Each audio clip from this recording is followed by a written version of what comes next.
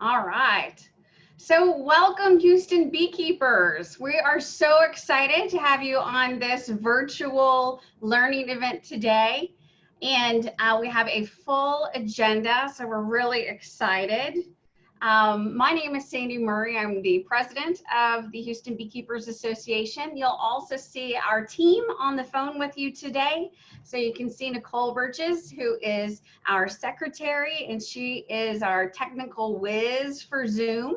So she is on the phone with us. Also, Shelly Rice, our treasurer, and Joe Powers, who is our vice president, who has been recruiting these amazing speakers for us. So we're very excited. I expect a full house because we've been doing a lot of Facebook marketing. So hopefully we'll have a lot of people on the phone with us today. As usual, we're going to start out with some basic announcements. We have a speaker, and if you'll hang in with us at the very end, we have some amazing virtual door prizes. So please see if you can hang out with us the whole way through. So just a reminder for those that are new to Houston Beekeepers Association, for the amazing price of $25 for an individual and $40 for a family, you get some great benefits in joining our association and our beekeeping community. Most importantly, you get to see all of us and talk to your neighbors who are beekeepers, and you'd be amazed how many beekeepers are in the Houston area. So we come together every month, and of course your membership brings to us great speakers like Jamie Ellis today, Randy Oliver last month, and we have many more planned for the year. Also, there's benefits that include getting our SCEP, which is our monthly magazine, and having access to our inventory of beekeeping gear, of things that you probably wouldn't purchase on your own, but you can rent them for free as a member. Ooh, if everybody can put themselves on mute, that would be great. One thing I want to mention today, one benefit as a new member is that you can also get free membership to the Texas Beekeeping Association. So just like the Houston Beekeeping Association, there is a wealth of education, topics, and all types of information on their website. So if you are a new beekeeper this year, please think about that whenever you join our association. You're also able to join the Texas Beekeeping group, and their website is listed there on our slides today. So it's a great double benefit if it's your first year joining. As I mentioned earlier, we do have an inventory of all types of bee gear that we might not commonly buy on our own if we just have a few hives. One of the things that is most often rented is our rentals for the honey extractors. So we have 2 6-frame and 1 4-frame. So for those of you that have multiple boxes in order to spin after your harvest this year, that's a great way to cut down on your effort, not so much squishing of comb and doing it by hand. So definitely want to call or actually email us at info@houstonbeekeepers.org to get on the list, so that we can get those to you when you need them. Also, if you remember at the beginning of the year last year, we actually created our own t-shirt for Houston Beekeepers Association. So we are kicking off a new t-shirt campaign this week. And so we're really excited. For those of you that got your shirts, I know you love them. They're nice and comfortable, and they come in all types of styles. So there are adult and youth sizes and all kinds of styles, long sleeve. There's some that look like baseball t-shirts. There are tank tops and your regular t-shirt. So go online and you can see the t-shirts at the link below, and we will also post it on Facebook. But we're really excited to offer this to you again this year. We had lots of people get t-shirts when we offered it before. Now we do this through Bonfire, and it's kind of a subscription in the sense that we do have to purchase as a group 17 shirts for them to be run the shirts and sent to our community. So right now, 17 shirts before September 1st. That's our goal. That's pretty easy. Most of the shirts are $25 or under. There is a small amount of like $1 or $2 per shirt that actually gets donated back to the HBA. So that helps us also do a little bit of fundraising. But I promise you'll love them. I wear mine all the time. all around the house and many times beekeeping out in the field. So please order before September 1st. And as a added benefit, one of our special orderees will win a free t-shirt, a medium long sleeve HBA t-shirt. So we will take up that raffle whenever we close the t-shirt campaign September 1st. So you have a chance to win one free t-shirt, but also you can buy as many t-shirts as you like. And as a group, we need 17 in order to get that order run for us. Let me know if you have any trouble. The link will be posted to Facebook as well. All right, so now the moment you've been waiting for.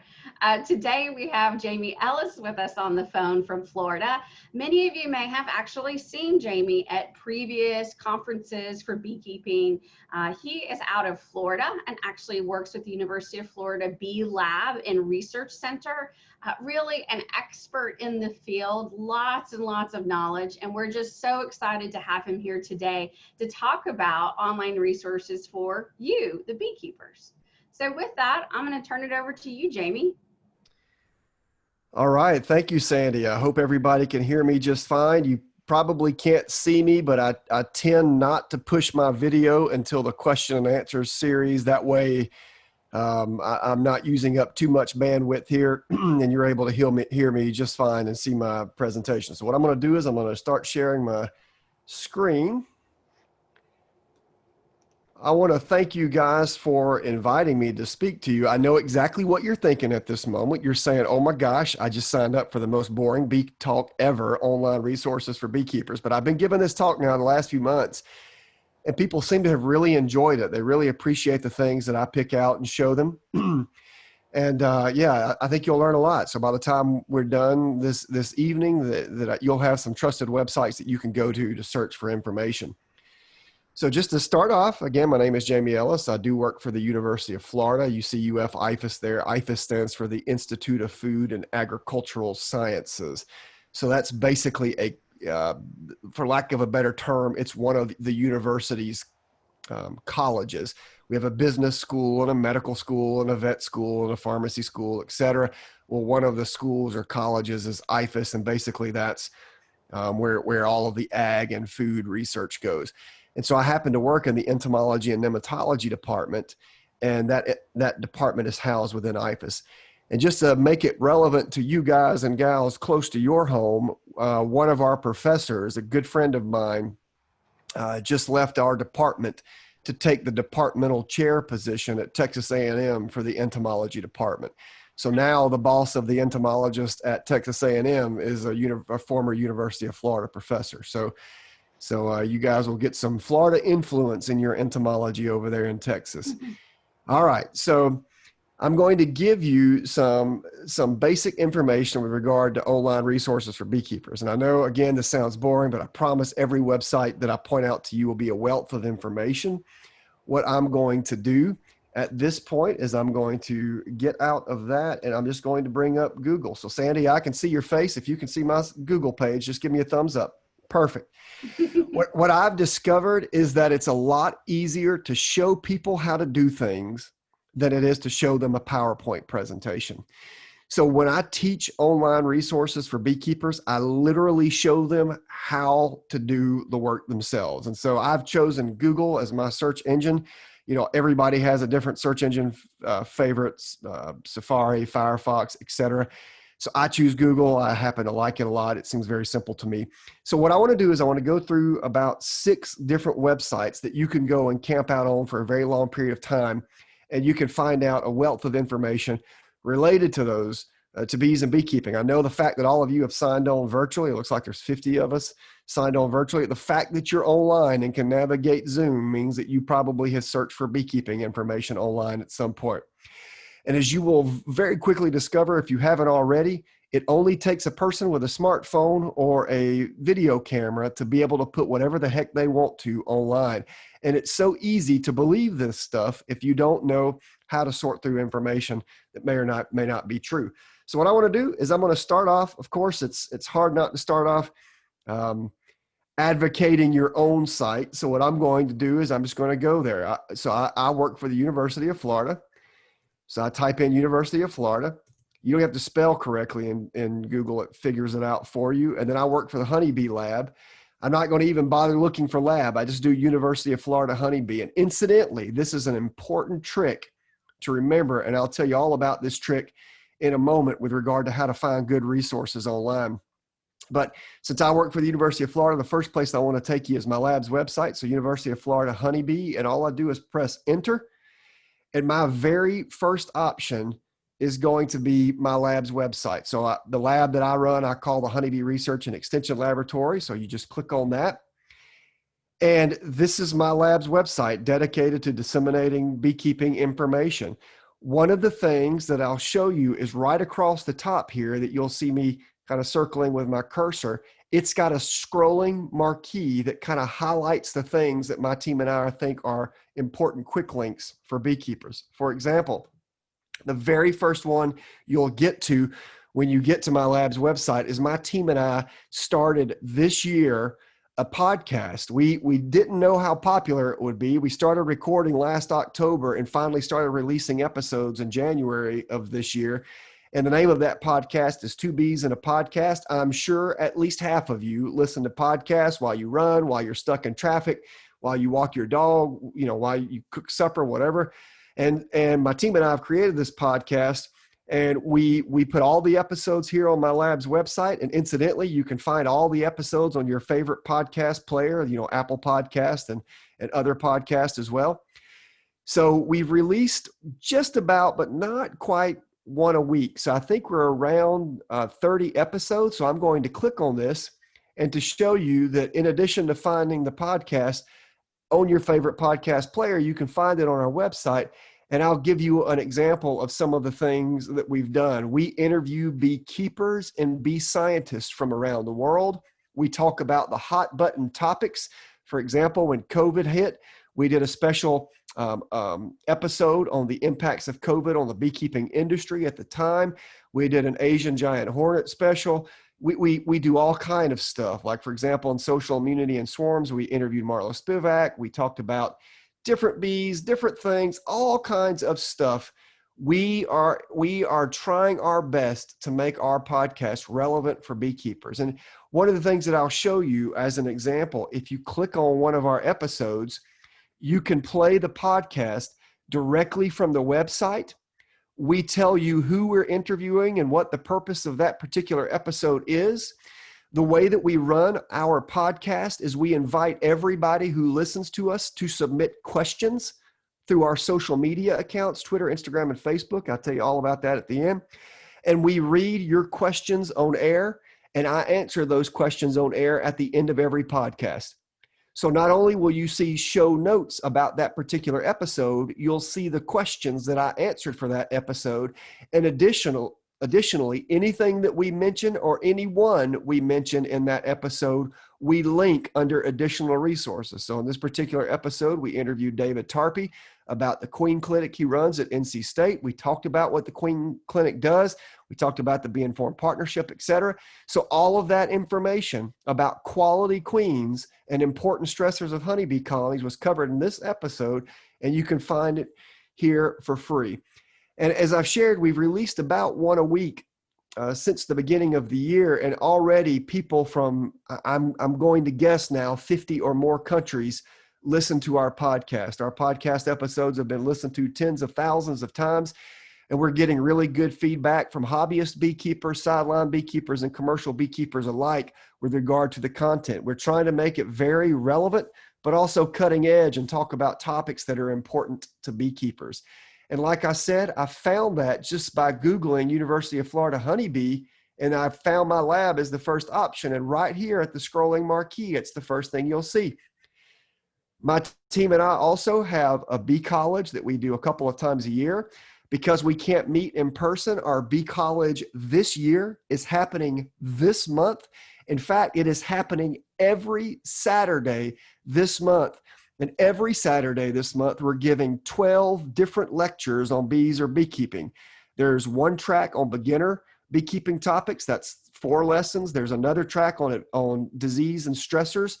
That's 4 lessons. And there's another track on miscellaneous topics in beekeeping. That's 4 lessons. If you've We do have people from Texas signed up, I believe. So if you listen all 5 weekends, all 5 Saturdays in the month of August, you'll have had the opportunity to listen to 60 different non-repeated lectures on everything you can think about with bees and beekeeping. What's more, my team and I have invested incredibly heavily in a master beekeeper program that we are fully transitioning online. We have 4 levels of our program: apprentice, advanced, master, and master craftsman. The apprentice and the advanced levels are fully online. We're working on the master and the master craftsman levels now. By the time all 4 levels are up, there will be over 250 different lessons on bees and beekeeping. Literally just about every topic you can think of, we'll have a lesson for it in one of our 4 levels. It's self-paced, which means you don't have to do it in a certain amount of time. You can do it as long as you want. It's completely virtual, and we work with professional adult online educators to develop this. So the learning objectives, the purpose, the structure, all of it was developed in a way for maximum online learning impact. So I've literally spent probably $200,000, maybe $250,000 to get this thing up and online. So we're very proud of it. And it's another wonderful online resource for you that my team and I hopefully are able to offer.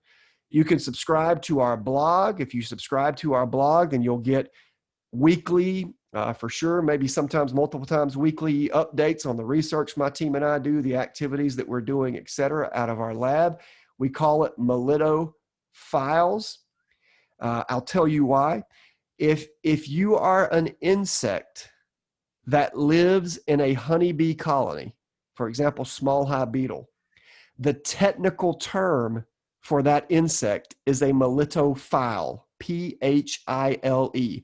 Melito means bee, phile, P-H-I-L-E, means lover, like philosophy, philos, Sophia, lover of knowledge. So philos means love. So a melitophile is a bee lover.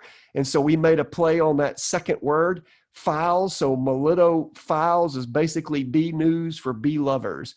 So we even try to educate in the titles of our programs and our documents. So you could subscribe to our blog there. And perhaps the most important thing that I can show you, again, this is our homepage. The most important thing I can show you is if you scroll down, you'll see a button that says Beekeeper Resources. If you click on that button, you will see something that says Other Resources, and we've got different categories: African bees, alternative pollinators, bee removal, beekeeping equipment, honeybee biology, and so forth.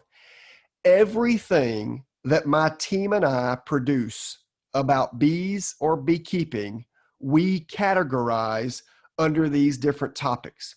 That might be online fact sheets, it might be presentations, it might be videos, etc.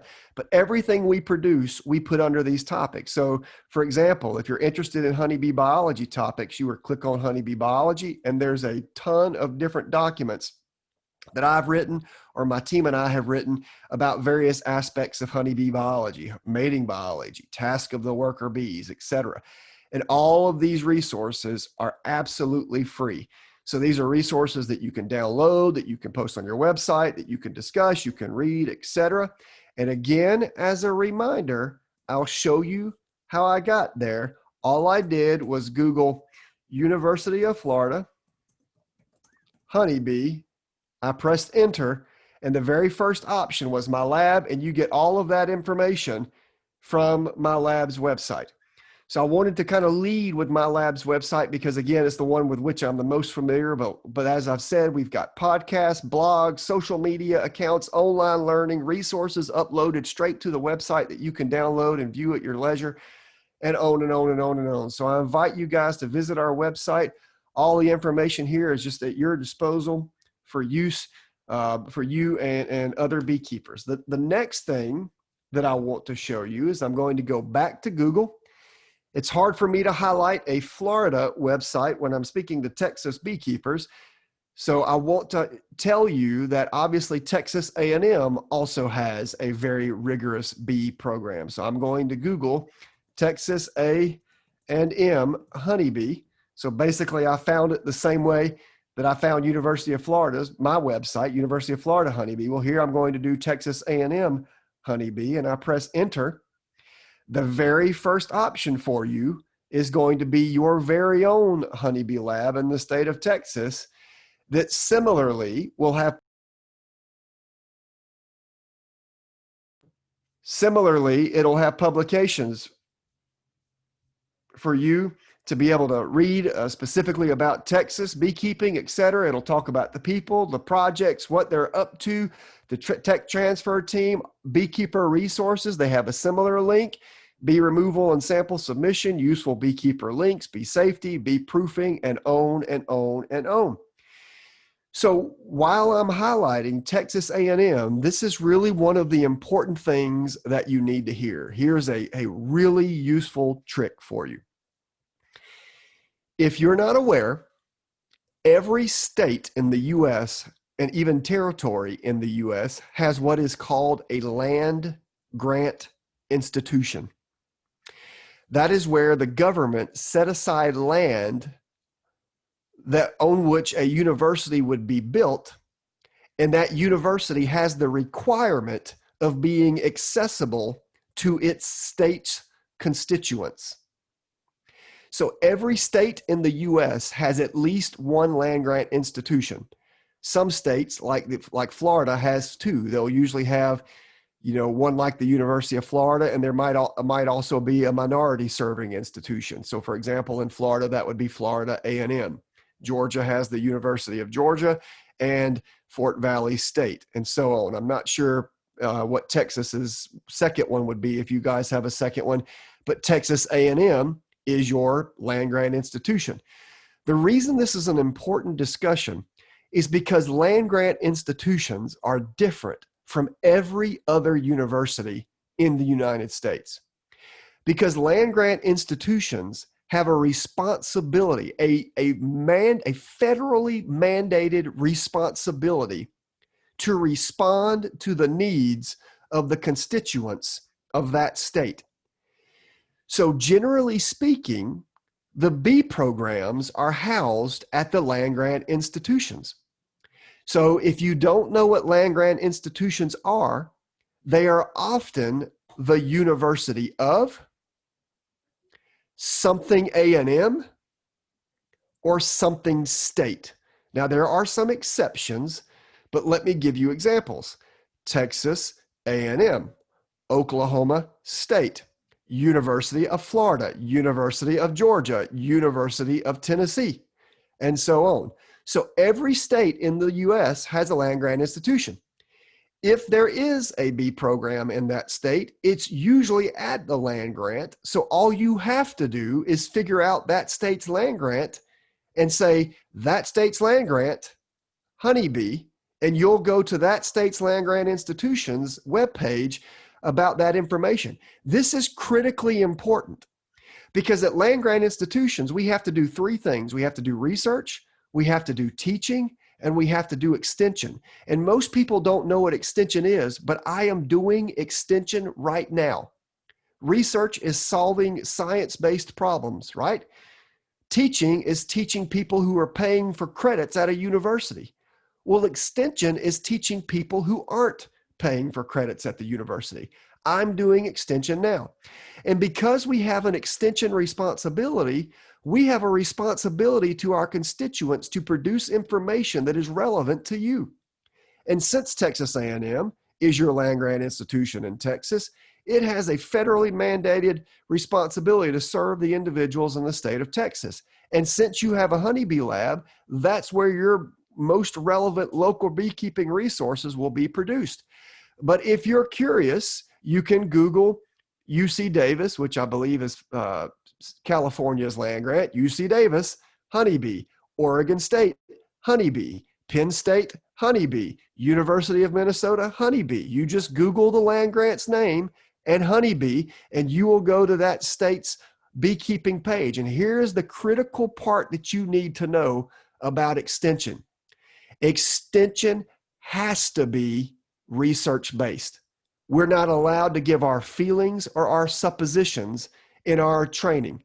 We're only allowed to provide research-based information in our case with regard to bees and beekeeping.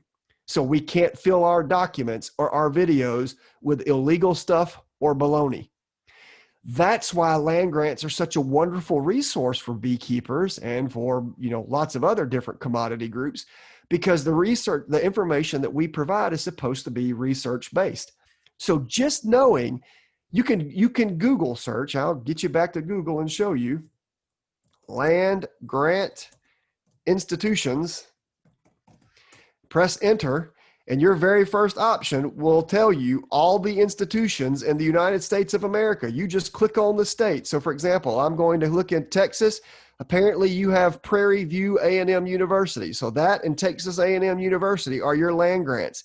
If you look around the US, a lot of these land grants, not all, I'd say about half of them, have honeybee programs. So there's just a mess load of university vetted, research-based recommendations and resources for beekeepers that you can find out of your land grant institutions.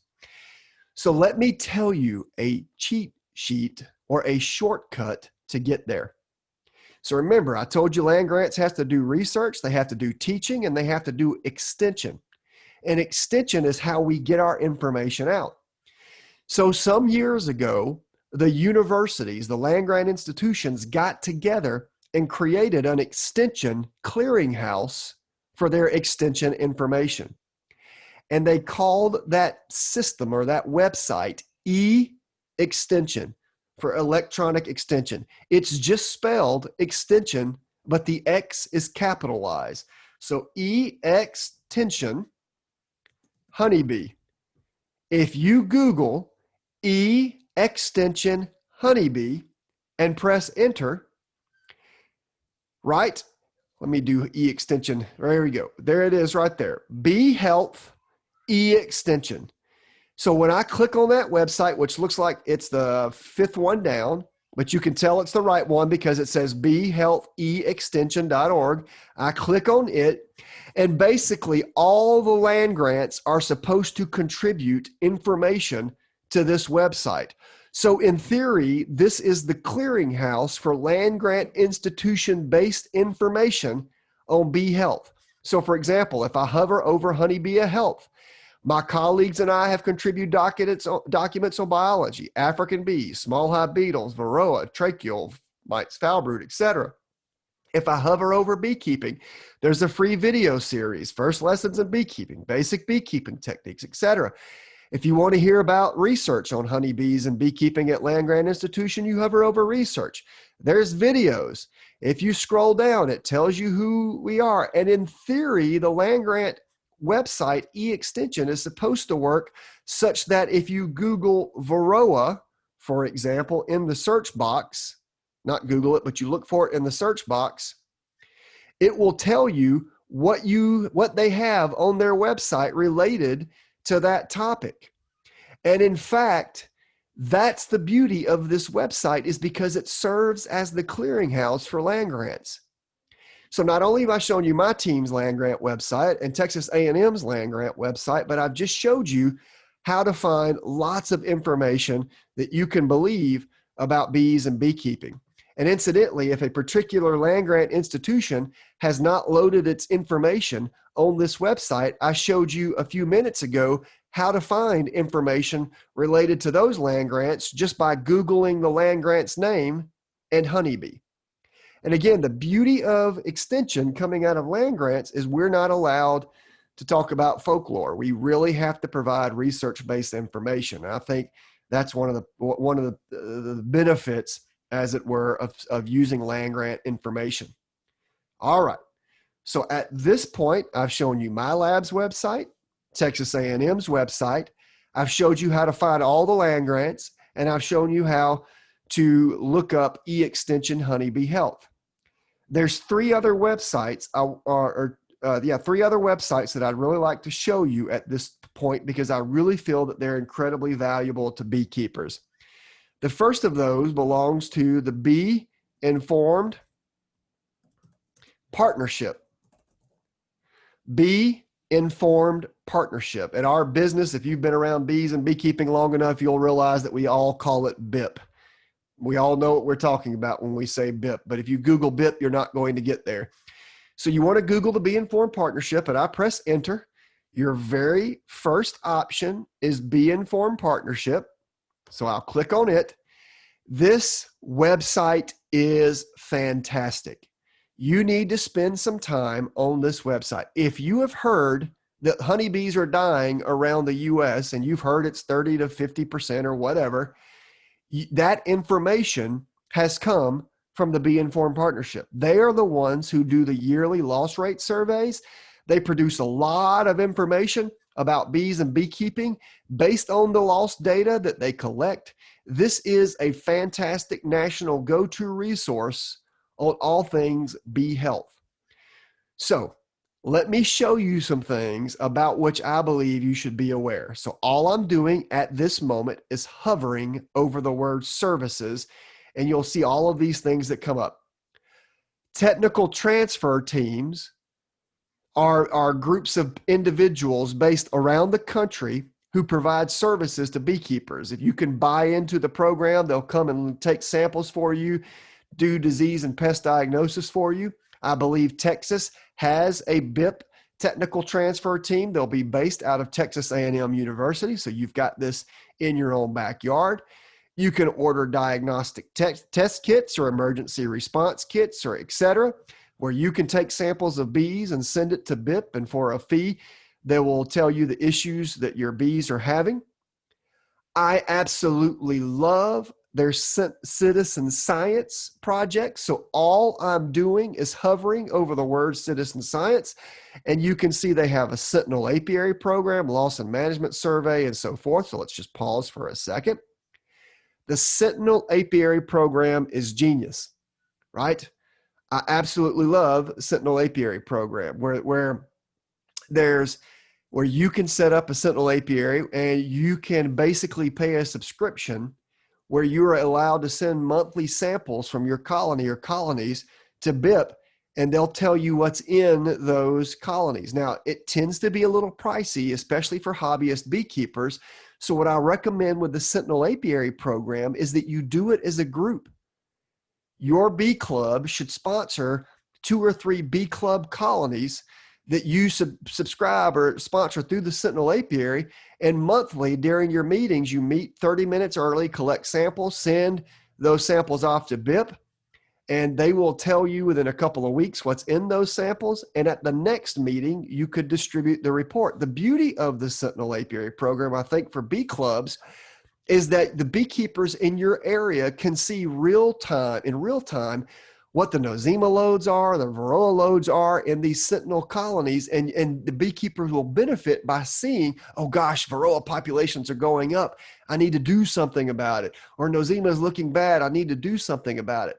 And rather than paying individual subscriptions as hobbyists or sideliners, you can pay group subscriptions and share those data with your club and say, hey guys, it looks like the Varroa pops are up real high in our sentinel apiaries this month. You ought to make sure and check your personal apiaries and make sure everything's okay. So click on the Sentinel Apiary to learn more about that. One of our podcast episodes is all about the Sentinel Apiary, etc. BIP also does their loss and management survey every year. That's where they ask beekeepers how many colonies they have dying and what's responsible. That's what's generating all the data that we have on national bee losses. They have a mite check, a program where you can upload your mite numbers, and they're creating heat maps around the country to show where mite populations are high and at what time. They'll sell hive monitors and a program that you can go through that, and they produced a mess load of publications, all of which are science-based. In addition, BIP has a blog to which you can subscribe, and one of their neatest recent things is they will give BIP talks. I'll click on that, and you will see that they do webinars that they will broadcast, and you can join them live. This particular one was August 6th at 9 a.m. Pacific time. I guess that's 11 or so for you guys. It's hard for me to work backwards, but if you were unable to watch it, they recorded it and you can see it. How to identify adult honeybee diseases, what you need to know about Varroa, what can pollen tell us. These are free recorded viewable resources at your fingertips, data-based, science-based information about beekeeping. So I happen to think the Bee Informed Partnership website is a treasure trove of information. One of the things I'd like to show you before I skedaddle from this website is if I hover over citizen science and go down to loss and management survey, I'll click on it. If you scroll down, you can see their reports. You can see what I think is the best part on this section on the website, a map. I've just clicked on the map of the US, and while it loads, I'll take a quick pause in talking because probably you're tired of hearing my voice, but while it loads, what it's going to do is it's going to put up a map of the US. You can click on your respective state and see loss rates in your state. You can break down those loss rates by hobbyists, sideline, commercial beekeepers, etc. It's an interactive map, and so that's why it's taken so long, but here we go. In 2019-2020 winter in Texas, the average beekeeper lost 21% of their colonies over this past winter. You can change that. You can look in past winters. You can break it down by season, by hobbyist beekeepers. You can break it down by year. Maybe you want to know last year's loss rates. It's free information at your fingertips about what you can expect in your state. That's why I think the Bee Informed Partnership website is such a wealth of information that you should visit with regularity. All right, so let's go back to Google. The next one I want to show you, and I've got this one and one more, is the Honeybee Health Coalition. Honeybee Health Coalition. Again, the Honeybee Health Coalition. I press enter. The very first option for you is, in fact, the Honeybee Health Coalition. I click on it. And this website is genius. Industry, beekeepers, bee scientists, bee inspectors are part of the Honeybee Health Coalition. I can trumpet this website because I have absolutely nothing to do with it. So I'm giving you my unbiased opinion about this website. I think the coalition is producing some of the world's best documents about bees and beekeeping. And ladies and gentlemen, one of the beauties of this website is 100% free. Let me give you an example. I scroll down. The best thing I can show you on this website is all the information they have related to Varroa. It's just great. I'll get there in a second. They talk about all these other things. They've produced hive management documents. They've produced forage and nutrition documents and crop pest documents. Let's go to the hive management section and click Learn More.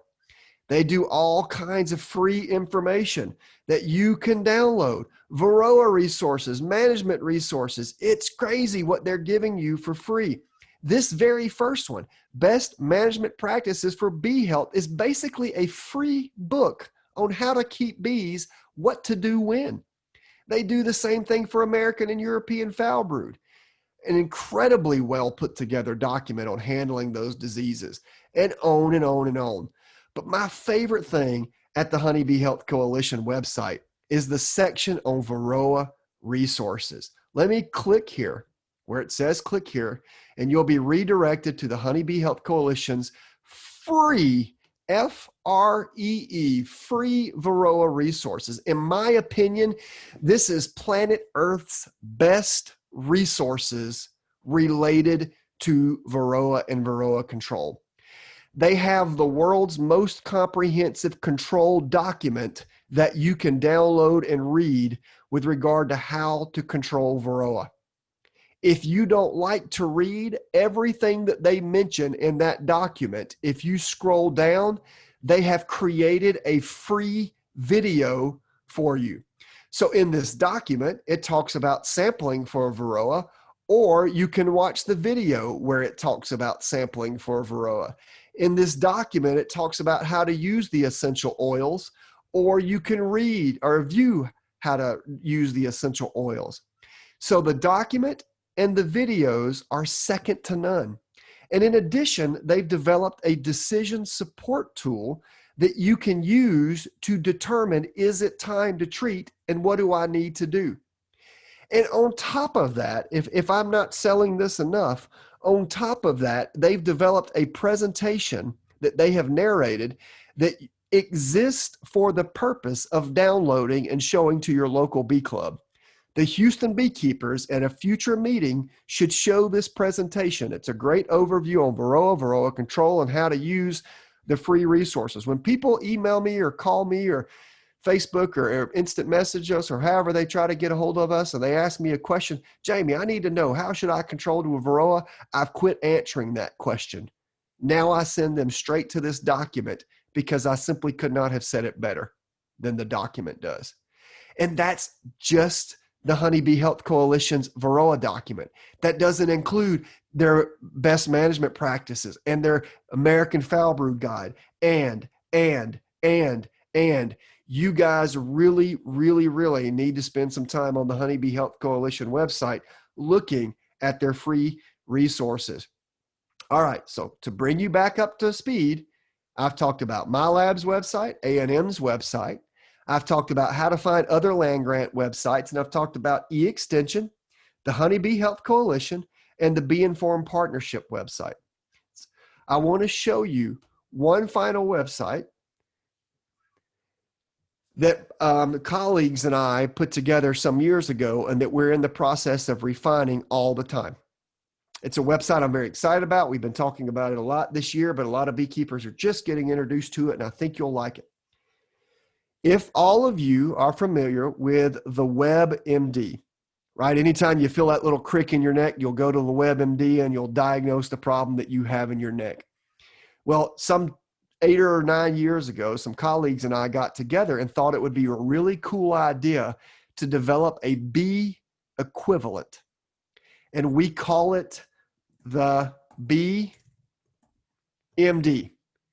The BMD. Instead of WebMD, it's the BMD. When I press enter, the very first option is the BMD Bee Symptom Checker. This website is designed to help you narrow down to the problem that you're seeing in your colony. We have put crap loads of effort into developing this website, a mess load of thought. And let me give you an example of how it works. And it's kind of a tricky example since I already know where I want to go, but you can kind of follow with me. Let's say I open my hive and I see American Foul Brood, but I don't know that's what it is. And I want to know what it is I'm seeing. So when I go to the bmd.com, the very first question is, where is the condition occurring? Well, if I'm a beekeeper and I know that it's foul brood, and let's pretend for a second I don't know that it's foul brood, well, I'm going to end up seeing the condition in brood. It won't be with the colony or with the honey or adults or internal honey. It'll be with the brood. So I'll click on brood. At that point, it asks me, is it capped cells or uncapped cells or queen cells and so forth? Well, it happens to be in capped cells. I'm really seeing this odd thing associated with the capped brood cells in my hive, so I choose capped brood cells. Then it gives me a whole long list of options that I can select. The more options I'm able to select, the more predictive the website is. So for example, am I seeing domed cappings? And since you may not know what that term means, we give you picture examples of domed cappings. Well, I'm not really seeing domed capping. Well, I'm not really seeing large domed cappings. And it's not really small black debris on cappings. But you know what? There are some multiply adjacent cells partially uncapped, so I might select that. And sure enough, when I stick a little stick in some of these cells, I get this little stretchy, sticky, gross stuff come out. No, it's not really that, but yeah, I'm definitely seeing some spotty brood. Yeah, I've seen some cappings that have small holes in them. That's right. No, mite. No, not really that. Yeah, it's definitely scattered cap brood. Let's see there. Yep, definitely some sunken cappings. Definitely some perforated cappings, but I don't know what it is. So I selected a lot of different things that I'm seeing, and I push diagnose condition, and it's thinking, and I go all the way to the top, and it tells me that the things that I have selected are an 85% match for American foul brood. Now, it's not saying I have American foul brood. It's just saying the conditions that I checked are an 85% match for American foul brood. So then our team went and provided text about those conditions so you could read the text and determine more about what you're seeing. Oh gosh, yeah, I didn't select perforated cappings, but it says here perforated cappings are examples. So maybe I need to check again and see if I'm seeing perforated cappings. And we give you picture examples of things that you might see if you have American foul brood. My next option was tropolaelaps. Well, we don't have tropolaelaps in the US, so I know it's not that. My next option was Varroa. So I can read about what I might see if it was Varroa in a hive. No, it doesn't match any of that. Well, my next match was sac brood, and so on. So the beauty of this website is it's developed as a tool to help you get close to or spot onto the condition that you're seeing in the hive. And guys, sometimes things that beekeepers are seeing are absolutely normal. So sometimes one of your options might be, hey, it's okay, your colony's just bearding. Or hey, it's okay, your colony simply requeened itself. So essentially, it's a lot like WebMD in the sense that you kind of work your way through a series of questions and it presents matches to you. Over the next year, we're going to be trying to refine the website to make it more user-friendly. And then on top of that, in a couple years, we hope to develop it into an app so that while you're physically at your hive, you can match pictures exactly with what you're seeing. You can click on things. In the future, well into the future, maybe 3 to 5 years from now, we hope to upload videos and all kinds of things to make this kind of the one-stop shop for you with regard to diagnosing the issues that your colonies may have. So what I want to do at this point is I'm kind of close to answering questions. I want to remind you some of the search terms, and I promise once I type this, I'll blow it up so you can see it. But some of the search terms I used to search for those websites so that you'll be able to find them on your own, and then you can screenshot this once I'm done. And I promise I'll make it bigger here shortly. Let me just get them typed. So I did University of Florida honeybee. Sorry. And I'll make this bigger. I did Texas A&M honeybee. I did E extension honeybee health. I did B informed partnership. I did the Honey Bee Health Coalition. I did the BMD. Let's see here. 1, 2, 3, 4, 5, 6.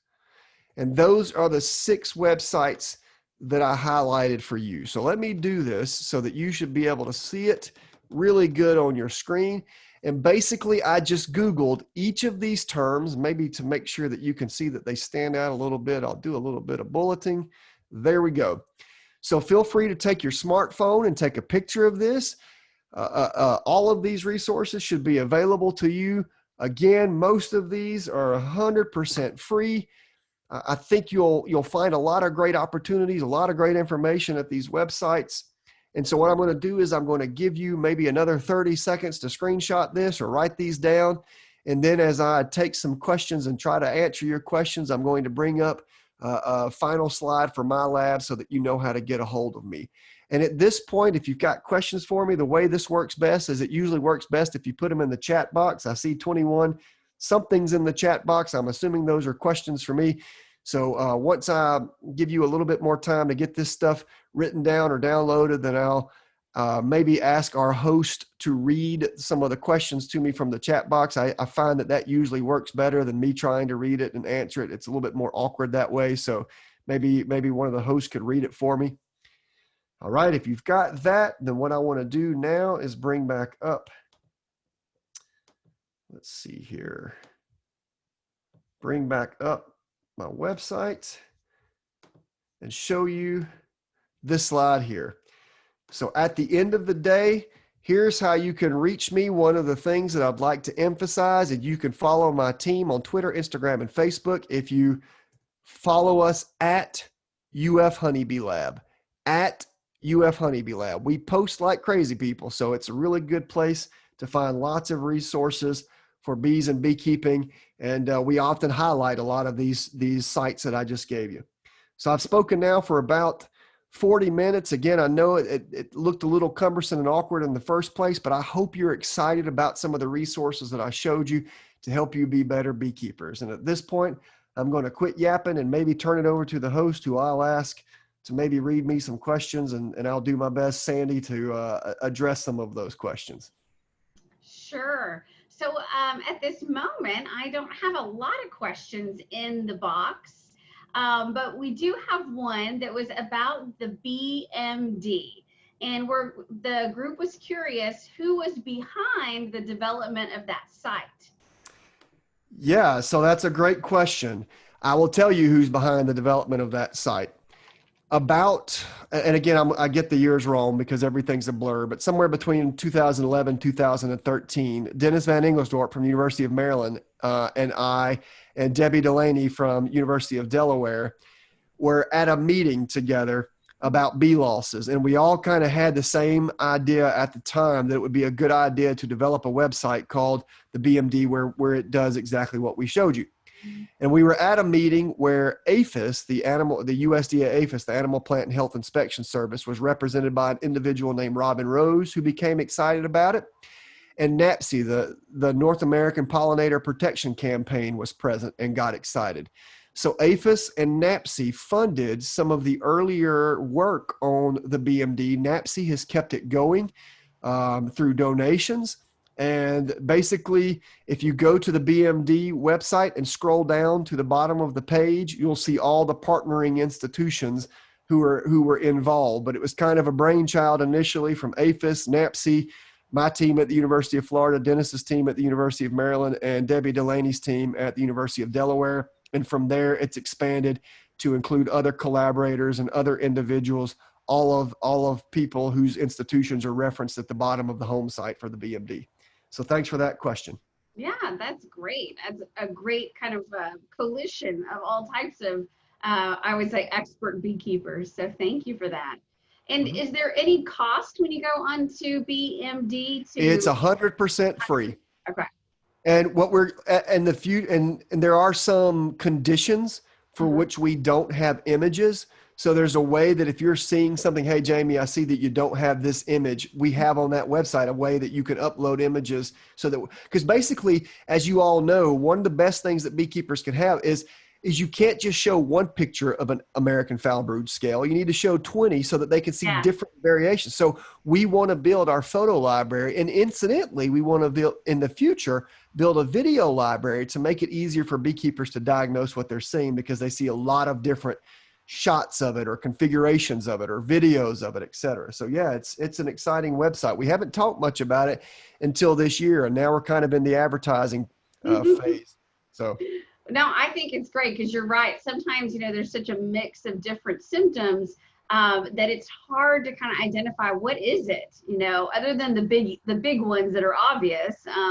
It could be, it's just very difficult, and every colony is a different colony. So it's hard to always identify those. So the other questions that are coming up is about the Master Beekeeper Program. And the question is, for the Master Bee class online, can you actually become certified as a Master Beekeeper through the program? So the way that it works is, so the short answer to your question is yes. And the way that it works is each level has 40 or more different classes that you have to take. The tests are online, etc. And every level, in addition to that, requires some sort of demonstrated skill set. Now, of course, it's virtual. Right. So what we require you do is we require you video yourself doing the work and uploading that information to where someone who manages our program watches your video and determines that you are competent lighting a smoker, for example, in the first round. And the further up you go through the levels, the more we require you to do on your own and provide documentation that this was done successfully. For example, we may require you to do public service credits where you're supposed to speak to non-beekeeping audiences about bees. So if you go and speak to the 4-H club or the Boy Scouts or your local church group about bees, there's a document you can download and have someone who's a witness verify that you were there and how many people were there, et cetera. You can upload that information online. So I know a lot of people are anxious about this idea of it being fully online, but we still require all the hands-on information. We've just come up with incredibly creative ways to document that work is being done, and in creative ways that we're able to assess that and ensure that people are doing the work in addition to being online. Oh, that's great. So all of us could do it too from Houston. Everybody on planet Earth can do it. And in fact, the platform that we're using is not just computer friendly, it's smartphone friendly. You could do it literally from your cell phone. Oh, awesome. And I caution you, one of the things that I'm most proud of about this program is so many other programs on planet Earth will require you to do some reading, et cetera, maybe attend a class or two, and you may or may not get questions on your test related to what you learn. We tell you exactly what we want you to know. Then we teach you exactly what we want you to know. And then we test you exactly on what we want you to know. So there's no ambiguity. Our objectives, everything was developed by professional educators. And so we developed the honeybee content, the professional educators developed the strategy for delivering the information, the objectives, et cetera, the examinations. And it's pretty rigorous. Like I said, by the time you make it through the whole program, you'll have gone through a couple of hundred different lessons on bees and beekeeping, topics that you never even thought were possible to discuss. So it's pretty, it starts off easy, but it gets cantankerous after a while. Well, I believe it. It's a master beekeeper program, right? Absolutely. Now, is there a cost to go through the program? There is a cost. I forget what it is. Honestly, I don't manage the extension programs much in the lab, but the cost simply basically pays for the individual who manages the program. Okay. I have to pay someone full time to answer master beekeeper queries, to be the one who manages the upload. If you get locked out, they've got to handle the stuff. They're the ones who pass the test or the videos on to the individuals who have to grade these things. So basically the fee covers the maintenance of the program. Like I said, I've already put in, over $200,000 in the development of this. So basically, we're not even trying to recoup that cost. We're simply trying to have a zero cost at this point moving forward as we move through the program. So we've got lots of people in it already. And it's, like I said, that one of the beauties of it is self-paced. You can do it as slow or as fast as you want to do it. Yeah, no, that's really nice, because then it's basically on demand for the participant, to go through it. Like you said, either they can do it when they have time, or really weave it into whatever else they're trying to do. Well, Sandy, one of the cool things about it is that we realize that some people want the information but don't want the rigor of having to go through the program. Yes. So what we're doing is we're currently in the process of going through all 4 levels and pulling out the lectures that are related. So for example, we might have some honeybee biology talks in the first level, some in the second, some in the third, some in the fourth. We're in the process of pulling all of those out, putting together something we call bee learning. So instead of e-learning, bee learning module on honeybee biology, and you can just purchase access to that module. You're not tested. There's no requirements. It's just you getting that information, no strings attached. Yeah. So you can access the information through the Master Beekeeper Program, be tested, upload information, etc. Or you can just go get the information separately. We'll have bee learning modules on Varroa, on biology, on all kinds of things. And so basically there will be multiple ways to access the same information depending on how you want to progress through each of those strategies. Very nice, and no pressure. Not getting, you're not going to get tested at the end. That's exactly. And since it's online, I won't even know who you are, so it's okay.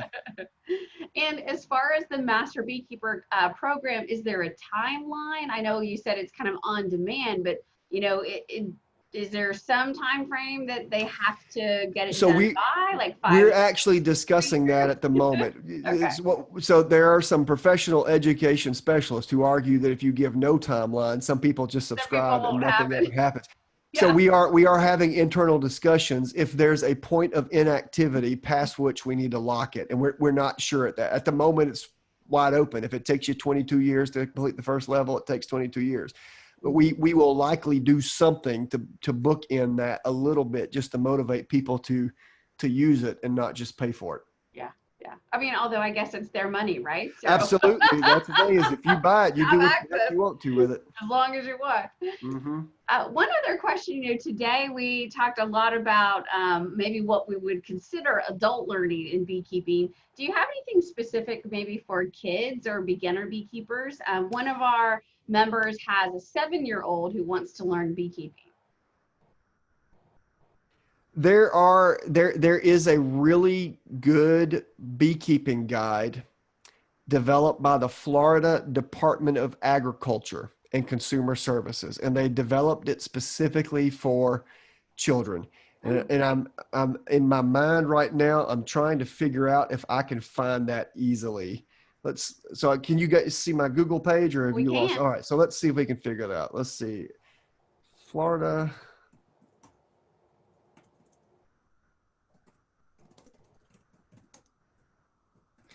What is the name of that document? It's a free booklet that you can download. Honeybee Guide. I'll just do that. Florida Department of Agriculture and Consumer Services Honeybee Guide. So I press enter. It is under the Apiary Inspection Program. So let's start there. And once I figure this out, I'll give you an easier way to find it. Let's see here. Publications. I know they have one, and I'm going to have to look it up for you because for some reason they're not even highlighting it on their own website. They do have a coloring sheet. They've got something so much better. Oh, there it is. What's the buzz on bee? Honeybee Education Program. What's the buzz on bees? Okay. What's the buzz on bees? So I'm going to click on this, and I'm pretty sure it's a free document for kindergarten through 5th grade. The buzz on bees. So if you screenshot this right here, you'll get the actual title. And it's 73 pages of project learning activities for education for K through 5. And a lot of this stuff can be used for other age groups as well. But it's really good learning modules. I was fortunate to edit it, years ago when I first got hired at UF, and they really go through a lot of very basic things. So let's see if we can find that easier. Let's go to Google. So the abbreviation, the acronym for our Department of Ag is FDACS. So Florida Department of Ag Consumer Services. Let's do FDACS Buzz About Bees and see if that gets us there. FDACS Buzz About Bees. I press enter. There you go. If you Google search FDACS Buzz About Bees, your very first option will be that free PDF just for young folks. And I've also got young folks in my family. In fact, I can't believe that they've been quiet tonight. I've got 4 kids. My oldest is 12, and they're on the other side of this door. So my wife's doing a stellar job keeping them quiet. That's great. All right, we found it. Perfect. Thank you. My pleasure. Hey, look, the purpose of land grant institutions is to help people. So anything I can do to help you guys, let me know. Thank you. There was another question regarding your podcast. Now, do they need to go to the website, or they can just type those into any type of platform that does podcasts? That's right. It's on all the major podcast platforms. So for example, the podcast app on my iPhone, you can search for it there. The key is, let me go back to my lab's website. I know the web address. I'm going to go to it. The key is, you've got to remember it's 2 bees in a podcast, because there's 2 bees in a pod and you'll go to the wrong one. Okay. So in your favorite podcast platform, it's 2 bees in a podcast. It's on the major ones. It may not be on some of the minor podcasts, or you can view it directly or listen directly from my website by clicking on the scrolling marquee or scrolling down and clicking on it down here as well. So 2 bees in a podcast, again, episode 5, you can literally play it right off of the internet here. But on my iPhone, I'm able to find it on our podcast platform. Okay, wonderful. And one last question. Anita Johnson is asking about the Sentinel Bee program. Now, obviously, there are a lot of beekeepers around Houston. Is there a certain, distance between apiaries that would be recommended as far as good coverage if we were to have, a bunch of different groups from the Yeah, Houston I area? mean, that's a very interesting question. I was actually wondering the same thing in my mind while I was telling you guys about that. My guess is at some point it's a point of diminishing returns. I would say if you're within, 20 miles of Houston, you're probably getting similar trends in population growth of Varroa, et cetera. It would be beneficial maybe to do more than one colony, maybe 4 or 5 colonies. I forget what the yearly fee is per colony, so it may be prohibitive, but nevertheless, I think it's fine if you're within, 10 to 20 miles of Houston. I did visit Houston a couple years ago. I spoke just outside of Houston. In fact, I Yep. took my second kid. So yeah, Up in Conroe, I saw you there. that's right. I was there, and then we went into Houston and really had a good day going to museums, et cetera. Nevertheless, yeah, I think you'd be okay because really it's just an approximation anyway of what's going on. But what people do with a sentinel apiary is they become instantly surprised at how high their disease and pest pressures are when they think they had them under control. And that's the real lesson here is everybody thinks they know what they're doing. And then when you sample, you're like, holy moly, I should have been doing something 2 months ago. And that really is the value of it. And if I'm not mistaken, they claim to turn the reports around in about 2 weeks. So for That's not example, bad. if y'all were to meet today and take samples and send it off, you'd get a report in 2 to 3 weeks. Then you could email that report to the bee club so they can say, hey, what 3 weeks ago, here were the numbers in our sentinel apiary project. And it's just good education, I think, for your members. I think you ought to give it a try. You may not like it. That's fine. You can stop after a year, but I think it's worth giving a try. Yeah, I think so. We'll definitely discuss it. I mean, we all love data, or most of us do. We know we all love bees, so it'd be a really interesting project to see. Well, good. Yeah. Well, I appreciate the attention you guys gave me tonight. I know it's odd, first of all, to do it online, and number two, I didn't tell you how to keep bees, and so I know that makes a lot of beekeepers upset. But I hope you now know where to find information about how to keep bees. And I wish you all the best of luck in your beekeeping endeavors. I hope you all stay safe and healthy during this pandemic. And I look forward to seeing you guys again some point in Texas, or maybe you guys listening to this terrible voice of mine on our podcast or through some of our other educational opportunities. Well, thank you, Jamie. This has been really informational. I mean, I thought I knew all the sites, and I don't, because some of these were new to me. And so it's really exciting to see these resources, especially now that, we don't get to go and do a lot of this in person anymore. It's a great way for people to continue their education and know what is new and developing out there in our community. So thank you so much for My joining us. pleasure. My pleasure. I hope you guys all take care. Thank you so much. Happy beekeeping. We will. Thank you. All right. Well, I learned a lot today. Like I said, I thought I knew most of the sites, but I learned some new things as well. All right, so now we come to the end of our meeting today, but probably one of the most anticipated parts is our or virtual door prize. So today we have 3 door prizes available. The first being from, it'll do it, let's go. There we go. $25 to Wabash. And for those of you that aren't in the Houston area, that is a local kind of feed store, but has a lot of beekeeping equipment as well. So $25 to Wabash. And thank you so much, Shelly Rice, for stopping by their location today to get that for us. We also have a hive beetle trap that goes on top of your bottom board, essentially, to have them fall into that. Then we have a bee bonnet to make sure you don't get stung this summer whenever you're doing some inspections. So Nicole, do you want to go ahead and roll the dice, see who's got our door prizes today? All right. I have already drawn, and of course my first person has left, so that's cool, but I have backups. All right. The first person up is Michael Parks. Hey, Michael. What would you like on our list today?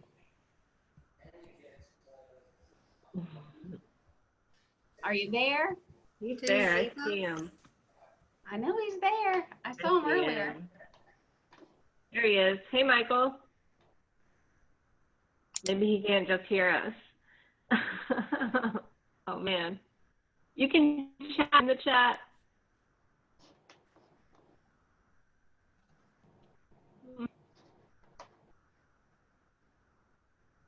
No microphone. Okay, what would you like? I guess that's Wabash, no microphone. Oh, that's right.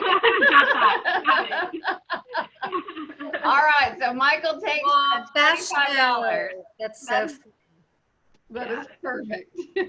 All right, and our next winner is Roy and Karen Morse.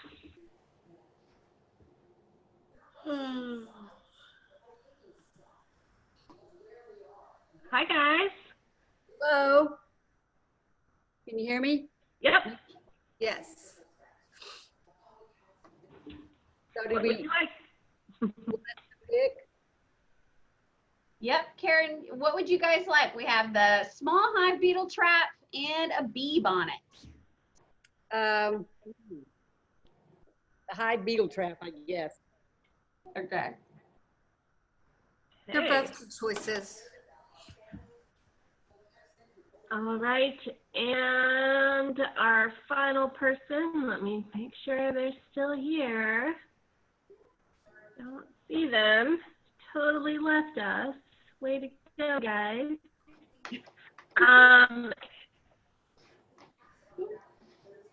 Chris Ward.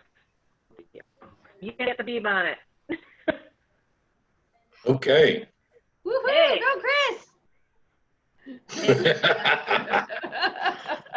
We'll be in contact with you guys, so you don't feel like you have to, well, I'll send your information over to Joe, who will be in contact for pickup. I know Wabash, you have to go there, so we'll let them know. Yeah. All right, wonderful. Well, that was a great meeting. Just to let you guys know, obviously we'll be meeting next month as well. We're still planning on doing it virtual till things settle down here in lovely Houston. But we are going to have a great meeting with Sherry and James Elam, who are going to speak. And then just a reminder before everybody jumps off, I'm going to put the link to the t-shirts in the chat box. So go on, get your t-shirts. Remember 17, and we had 50 people on the phone today. So we just need 17 shirts and everybody gets a shirt that ordered one. And of course, we've got that t-shirt that we're going to raffle off to one of the orders as well. You only need 15 more. I bought 2. Woo! Go Laura! I need to get on and get some too. They're great while I'm beekeeping, to be honest. So, all right. Well, I hope you guys enjoyed Jamie's talk today. I certainly did. Learned some new things. Big thanks to Joe for recruiting him, and of course to Nicole and Shelley for helping out as well.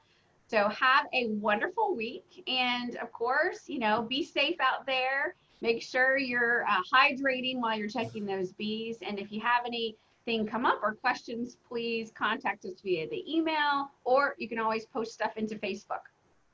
All right. Have a wonderful evening. Thank you. Thank you. Thank you.